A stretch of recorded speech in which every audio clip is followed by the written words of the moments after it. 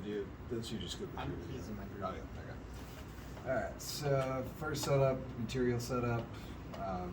Material that we're going to be using. So these are single-sided PCB boards. Fiberglass on the back, layer of copper on the top. We have to choose X, Y, and then this is the actual width of the PCB, including copper. All demoed down here. Next portion is going to be our actual design.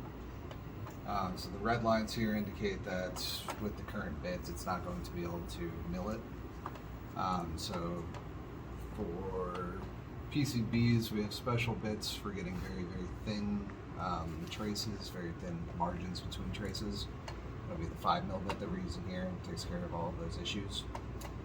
And for the sake of time right now, we're just going to do the traces. Do the rest in a little bit. So this is trace depth. This is how far into the copper it's going to go. And this usually is just to take off that top layer of copper, but when you are dealing with the PCB bits, they're angled.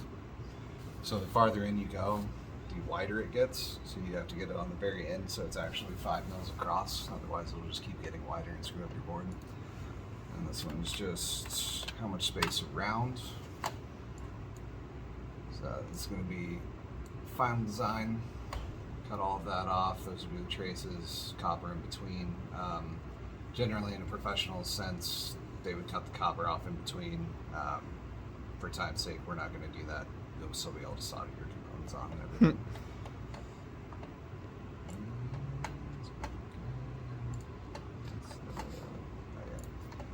You guys can cut it off there. The video? Yeah.